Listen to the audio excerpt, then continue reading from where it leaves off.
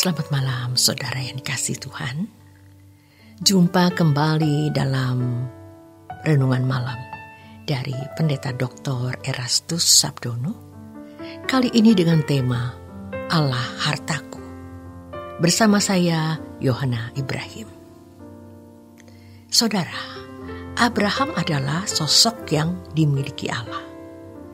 Sehingga mengenai dirinya Allah berkata, "Siapa yang memberkati kamu, ku berkati. Siapa yang mengutuk kamu, ku kutuk." Ini berarti perlakuan orang terhadap Abraham sama seperti perlakuan orang terhadap Tuhan. Orang percaya juga mestinya punya keadaan seperti ini. Sehingga ketika orang yang dimiliki Tuhan atau orang percaya yang dimiliki Tuhan diperlakukan sesuatu, maka perlakuan itu diperhitungkan seakan-akan untuk Tuhan. Tuhan mengatakan, "Segelas air putih, secangkir air putih yang diberikan kepadamu, tidak akan lepas upahnya. Sebab apa yang diperbuat mereka terhadap kamu, kuperhitungkan terhadap aku." Jadi, tidak berarti dan tidak heran ketika Saulus menganiaya orang-orang Kristen. Tuhan datang kepadanya dan berkata, "Saulus, Saulus, mengapakah engkau menganiaya aku?"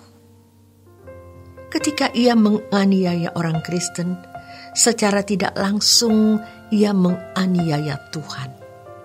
Jadi kalau kita dimiliki Tuhan, jangan takut. Karena perlakuan orang terhadap kita dipandang sebagai perlakuan mereka terhadap Tuhan. Jangan balas dendam, jangan juga membela diri. Ini mutlak harus kita lakukan. Seseorang tidak akan dapat memiliki Allah kalau ia tidak dimiliki oleh Allah.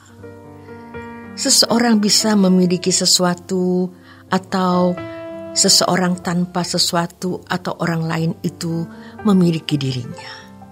Misalnya, sebagai majikan, kita menguasai bawahan.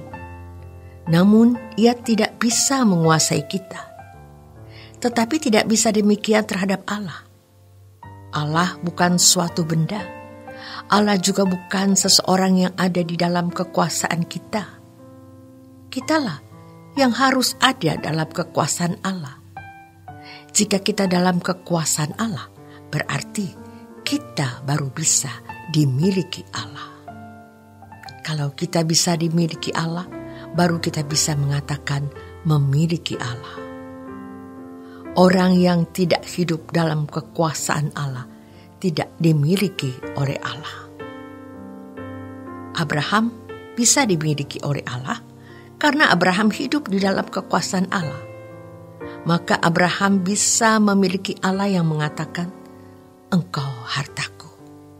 Engkau lebih berharga dari anak kandungku sendiri."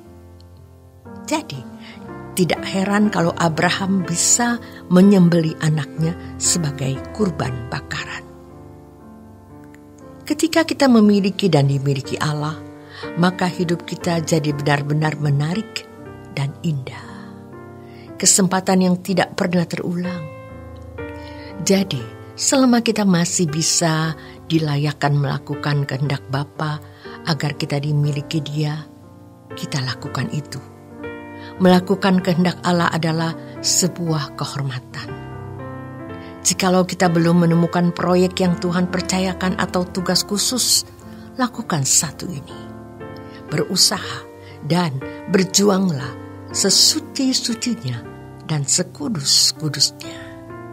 Jangan lakukan dosa sekecil apapun atau sehalus apapun.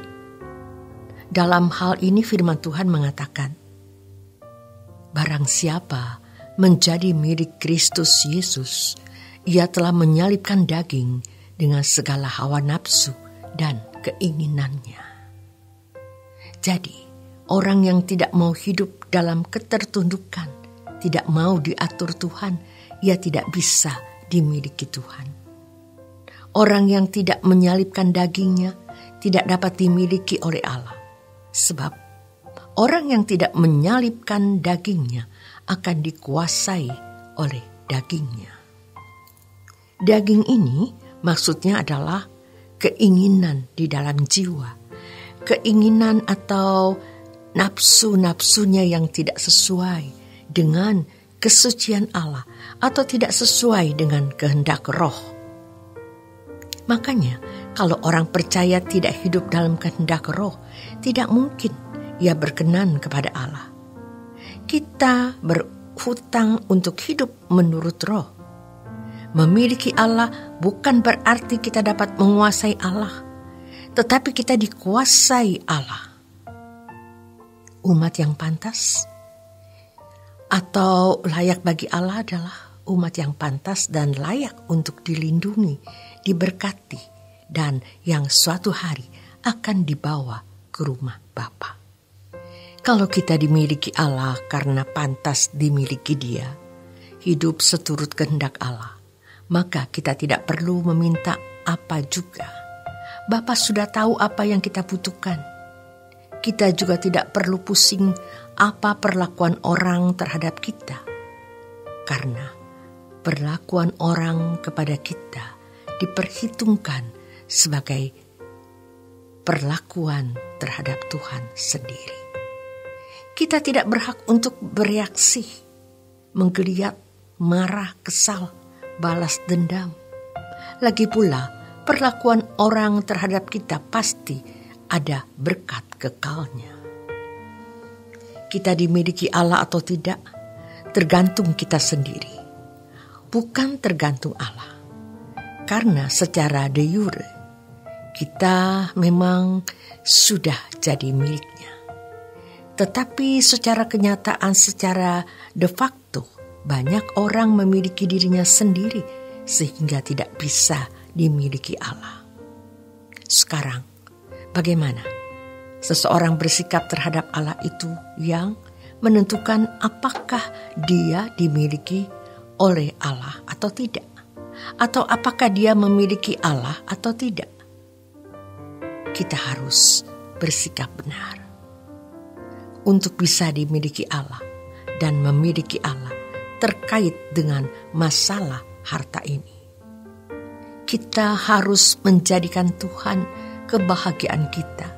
Kita harus merasa cukup dan lengkap atau utuh dengan Dia, merasa aman dan terjamin walaupun Tuhan tidak kelihatan. Percaya saja dan kita merasa terhormat kepada kita, berharga di mata Allah. Allah menjadi hartanya, Dia juga jadi harta Tuhan.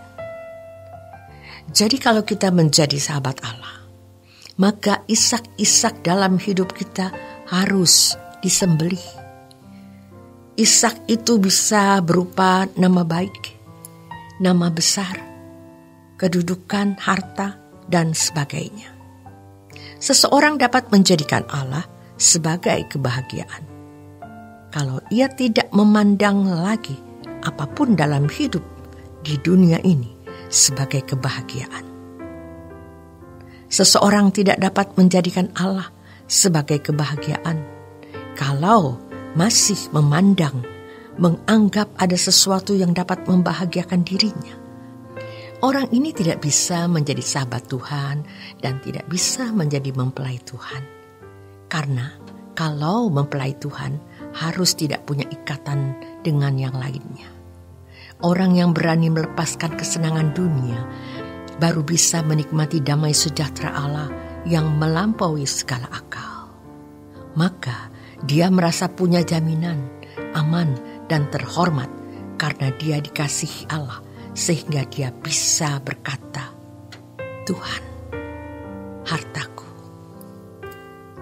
Seseorang dapat menjadikan Allah sebagai harta satu-satunya kalau ia tidak memandang lagi apapun dalam hidup di dunia ini sebagai kebahagiaan. Demikian renungan malam mengantar Anda beristirahat. Selamat menikmati malam Anda dan orang-orang yang Anda kasihi untuk segera menuju keperaduan. Tuhan Yesus memberkati.